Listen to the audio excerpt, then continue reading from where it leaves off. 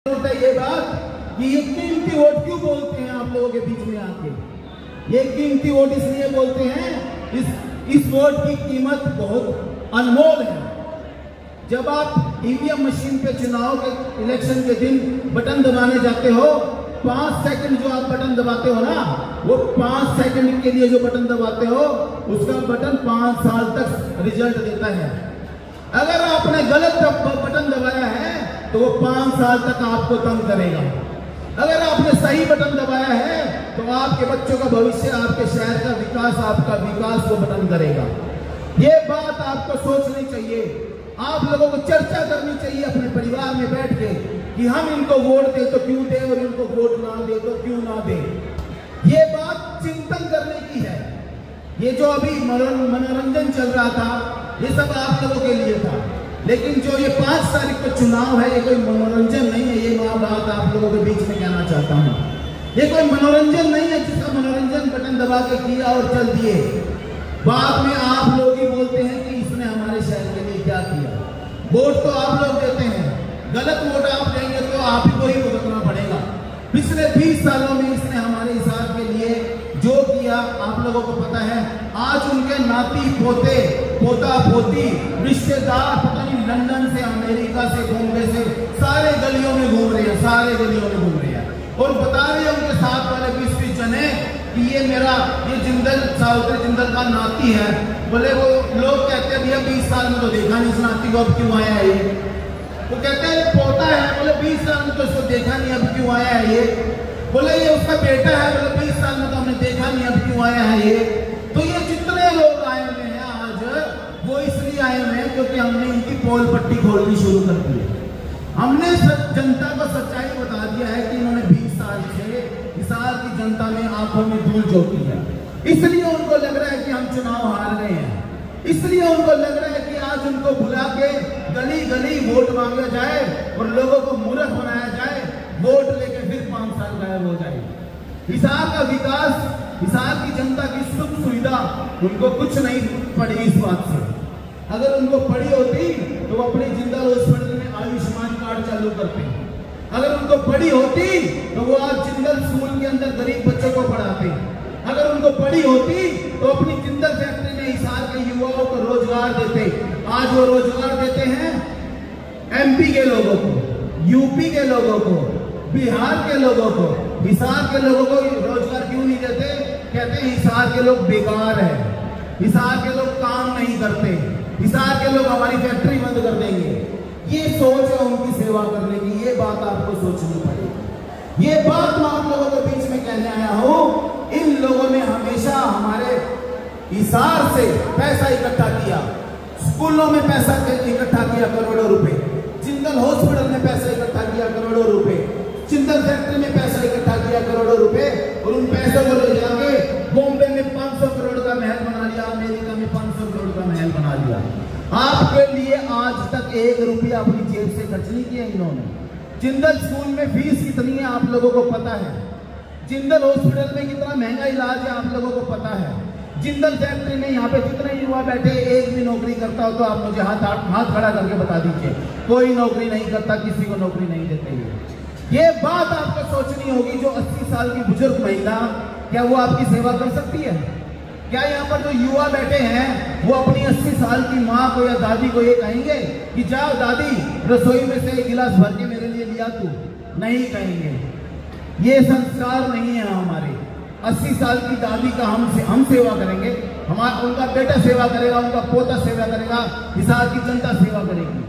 उनको आशीर्वाद देना चाहिए मेरे सर पे रख के कि मेरा आशीर्वाद तेरे सर पे है बेटा, तू कर हिसार की सेवा और ये जितना पैसा तेरे को चाहिए हम देंगे।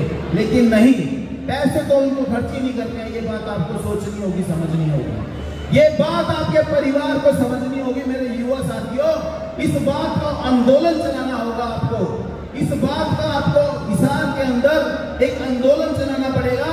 अब की बारी ये मूर्ख ना बना पाए हमें। अब की बारी आपका कीमती वोट इनके घर में ना जाए, इनकी तिजोरियों में ना जाए। अब की बारी ये देखना है कौन युवा साथी आपकी फाइलों को काफ में दबाकर कभी डीसी के पास जा सकता है, एसडीएम के पास जा सकता है, एसपी के पास जा सकता है, चंडीगढ़ चक्कर लगा सकता है। वो युवा साथी मैं हूं आपके बीच में। मैं चुनाव लड़ रहा हूं। मेरा चुनाव चिन्ह बिजली का खंभा है।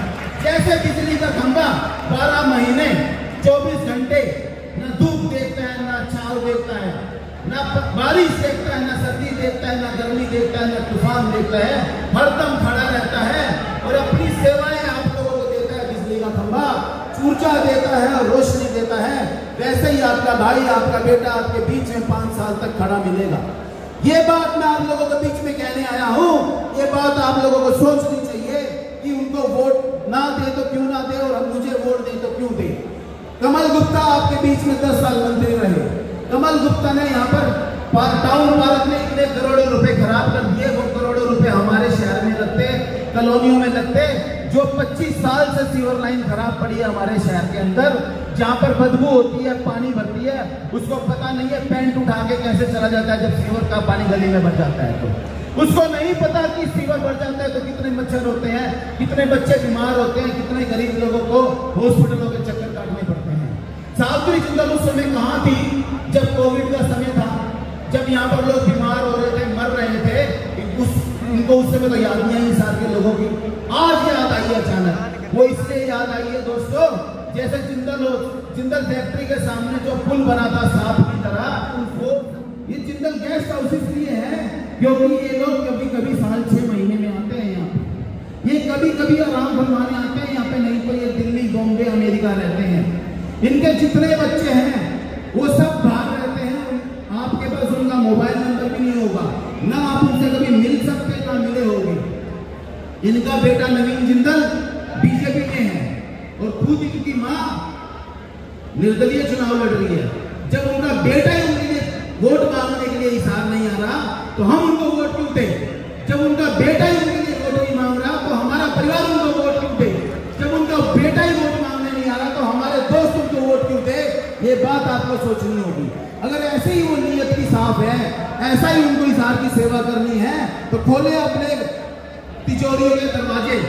करते जिंदल हॉस्पिटल में गरीब लोगों के लिए फ्री इलाज, करते जिंदल फैक्ट्रियों में गरीब लोगों के लिए रोजगार पैदा, करते जिंदल स्कूल के अंदर गरीब लोगों के लिए फ्री एडमिशन। लेकिन नहीं करेंगे वो सिर्फ धोखा देने आए हैं। कोई आज तक एक धर्मशाला नहीं बना के दी गरीब लोगों के लिए हिसार में उन्होंने।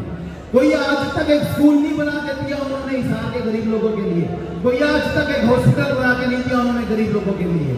और मैं ये जो बात आप लोगों को इसलिए बता रहा हूं क्योंकि चुनाव का दिन 2 दिन बाद है। आपका वोट कहीं आप गलती से किसी और को ना दे आए, किसी गलत ना जगह दे आए, इसलिए मैं आप लोगों को ये बात बता रहा हूं। आप लोगों के बीच में सारे लोग आएंगे, वोट मांगने के लिए आए भी होंगे। ये बात मेरे युवा साथियों को, मेरे बुजुर्गों को, मेरी माताओं, मेरी बहनों को सोचनी चाहिए कि हमारा वोट कीमती वोट है।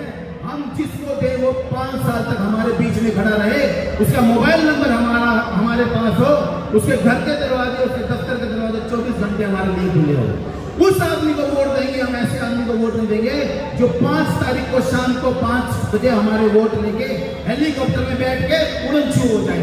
फिर 5 साल तक हम टॉर्च लेके हम ढूंढते रहेंगे, लेकिन वो मिलेंगे नहीं, वो मिलेंगे नहीं। साथियों में ये बात आप लोगों के बीच में कहना चाहता हूँ। मैं ये बात आप लोगों को बताने आया हूँ। कमल गुप्ता ने जितने लोग भी 10 साल में उनके पास गए, सबकी फाइल को फेंक के मारा। आज उस आदमी की जमानत जब्त होने के लाले पड़े हुए हैं। कभी मोदी जी आ रहे हैं, कभी स्मृति ईरानी आ रही है। वो इसलिए आ रहे हैं कि इस आदमी की कहीं ना कहीं जमानत बच जाए। और सावित्री जिंदल का जो परिवार आज गली गली कर वोट मांग रहे हैं, वो इसलिए मांग रहे हैं कि तरुण जैन ने उनकी पोल खोल दी है। तरुण जैन आज चुनाव जीत रहा है। तरुण जैन के साथ जनता का प्यार लगातार बढ़ता जा रहा है। जनता का आशीर्वाद तरुण जैन को मिल रहा है, इसलिए उनको टेंशन हो रखी है। ये बात आप क्वेश्चन करें कि आप लोगों ने 20 साल में किया क्या है। मेरे मीडिया के साथियों को मैं कहना चाहूंगा, जब उनका इंटरव्यू ले तो उनसे ये पूछे कि तरुण जैन ने जो बात बोली है वो झूठ है या सच है। उनके पास जवाब नहीं मिलेगा। दोस्तों, मैं ये बात आपके बीच में कह रहा हूँ, इनके पास कोई जवाब नहीं मिलेगा कि जिंदल हॉस्पिटल में आयुष्मान कार्ड चालू क्यों नहीं है, जिंदल हॉस्पिटल में गरीब लोगों का इलाज क्यों नहीं होता है। ये सिर्फ अपने घर के सामने जो जिंदल हाउस बोलते हैं, जिनको हम, जब बारिश होती है तो वहां पर 3-3 फुट पानी भर जाता है। जिंदल हाउस के आगे कट्टे लगाने पड़ते हैं, इनको पानी करना आ जाए, जब खुद का घर नहीं बचा सकते, ये ठेका ले रहे हैं हमारे पूरे हिसाब का। ये बात आपको सोचनी होगी। जो खुद के ढक्किया की सड़क नहीं ठीक करवा सकते, वो हमारी सड़कें और सीवर कैसे ठीक करवाएंगे? जो हमारे युवाओं को रोजगार नहीं दे सकते, वो कैसे हिसार की खुशहाली की तरफ लेके जाएंगे? जो खुद के हमारे हिसार के गरीब लोगों को इलाज नहीं दे सकते, वो कैसे हिसार को खुशहाल बनाएंगे? ये बात आप लोगों को सोचनी होगी। आज कुछ उद्योगपति, कुछ इनके चमचे, जो 10-15 चमचे इनके चारों तरफ घूमते रहते हैं, जो आज आप लोगों के बीच में वोट मांगने आ रहे हैं, वो भी आपको 5 तारीख के बाद नहीं मिलेंगे। उनके भी ऑफिस दिल्ली, बॉम्बे और गुड़गांव में है, वो भी आपको कोई नहीं मिलेगा, कोई मिलने नहीं